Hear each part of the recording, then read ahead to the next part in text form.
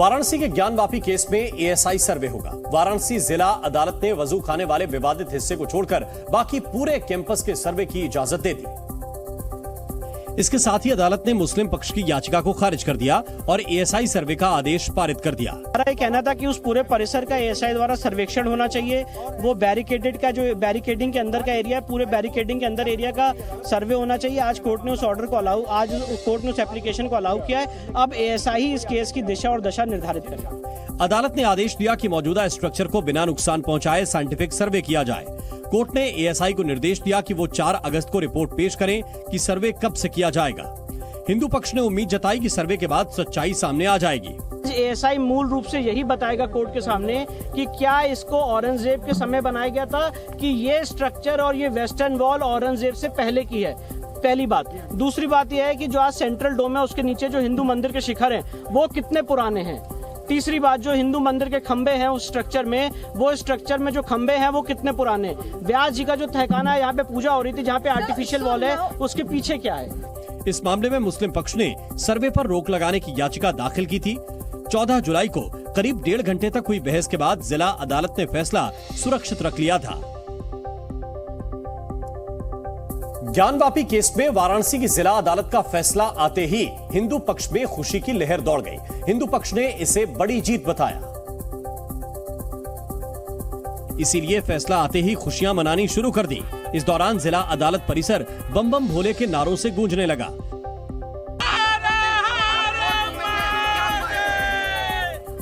इस बीच कुछ पक्षकारों ने भोलेनाथ के भजन गाकर का स्वागत किया।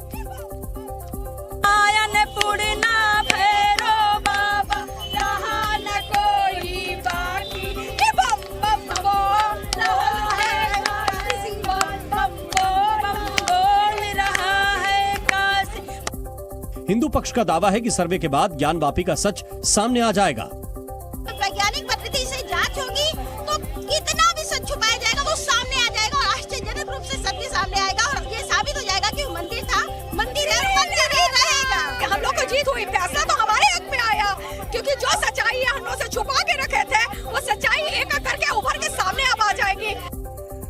इस केस पर लंबे वक्त से लड़ाई लड़ रहे पक्षकार सोहनलाल आर्य ने भी फैसले पर खुशी जताई। उन्होंने साफ किया कि वजू खाने को छोड़कर पूरे परिसर का सर्वे होगा। बैरिकेडिंग के अंदर सभी का सर्वे होगा वजू खाना को छोड़कर। एक लाइन में ये।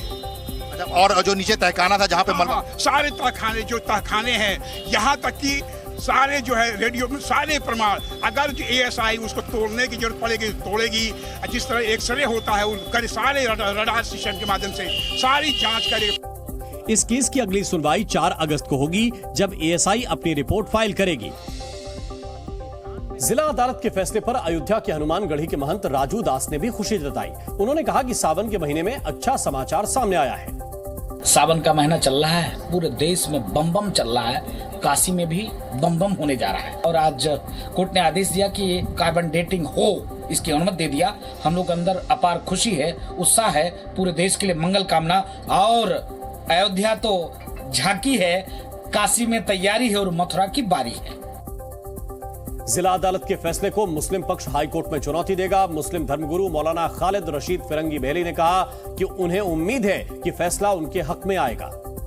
जो चीज़ हिस्टोरिकली प्रूव है और कि ये एक मस्जिद है, उसके बारे में ये क्लेम करना कि वहाँ पे मंदिर था, तो हम ये समझते हैं कि ये मुनासिब नहीं। बहरहाल मामला ऑलरेडी कोर्ट के सामने है और हम लोगों को पूरा एतमाद और यकीन है कि कोर्ट का फैसला हक और इंसाफ पर मबनी होगा और मस्जिद के हक में आएगा।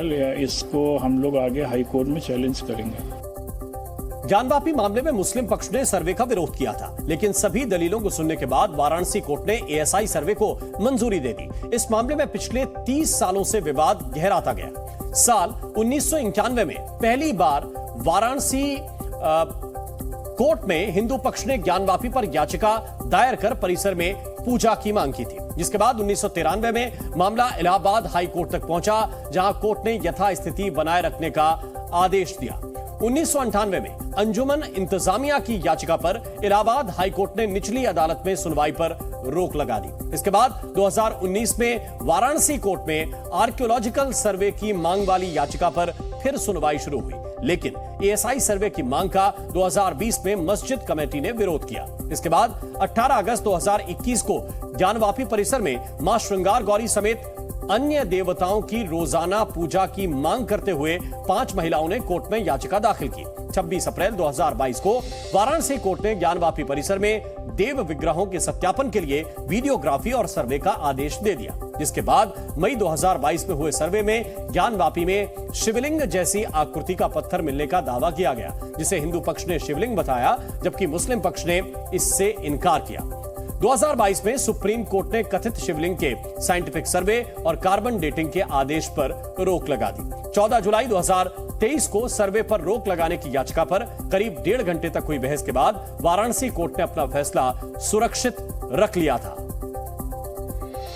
और कांग्रेस महासचिव प्रियंका गांधी ने आज ग्वालियर में जन आक्रोश रैली निकाली। एमपी में विधानसभा चुनावों को लेकर कांग्रेस ने कमर कस ली है। कांग्रेस महासचिव प्रियंका गांधी ने आज ग्वालियर में रैली की और इस दौरान केंद्र सरकार पर भी कई आरोप लगाए। तो मजबूरी में कल एक बयान दिया, उन्होंने एक वाक्य बोला और उस वाक्य में भी राजनीति घोल दी।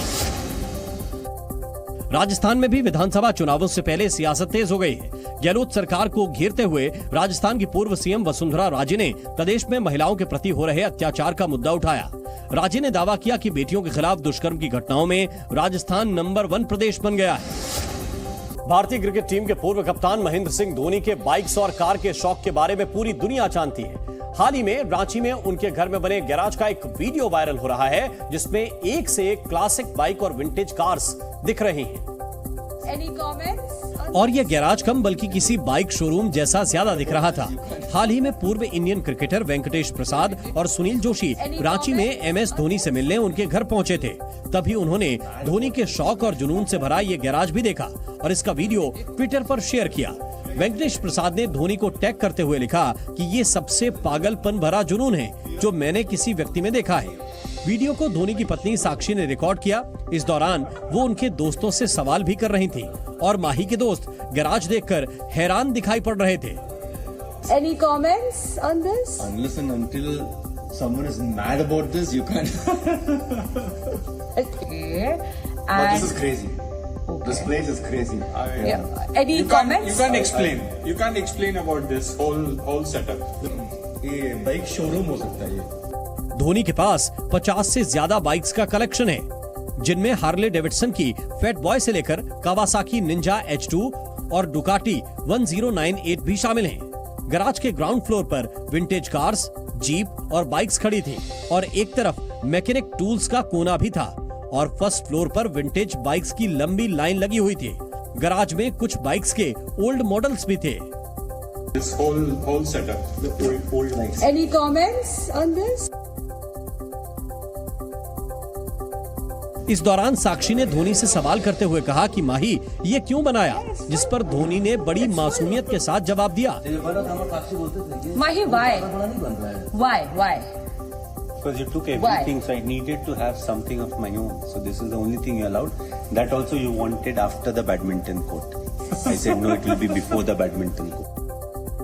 ओटीटी प्लेटफॉर्म नेटफ्लिक्स ने भारत में पासवर्ड शेयरिंग बंद कर दी है। नेटफ्लिक्स ने ईमेल के जरिए भारत में अपने ग्राहकों को इस बात की जानकारी दी है। हालांकि नेटफ्लिक्स ने फैमिली मेंबर्स के बीच पासवर्ड शेयरिंग का विकल्प दिया है, यानी परिवार के लोग आपस में नेटफ्लिक्स पासवर्ड शेयर कर सकते हैं, लेकिन दोस्तों और सहयोगियों के बीच पासवर्ड शेयरिंग अब नहीं हो पाएगी।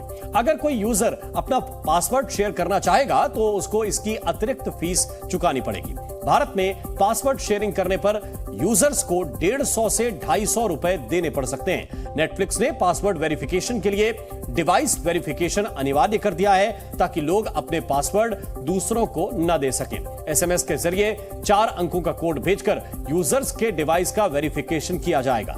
नेटफ्लिक्स के मुताबिक पासवर्ड शेयरिंग की वजह से उसे भारत में तगड़ा नुकसान हो रहा था, क्योंकि यहां लोग नेटफ्लिक्स का सब्सक्रिप्शन लेने की बजाय दोस्तों के पासवर्ड से ही काम चला लेते थे। इससे पहले मई में नेटफ्लिक्स ने अमेरिका, ब्रिटेन, फ्रांस, जर्मनी और ब्राजील समेत 100 देशों में पासवर्ड शेयरिंग का विकल्प बंद कर दिया था।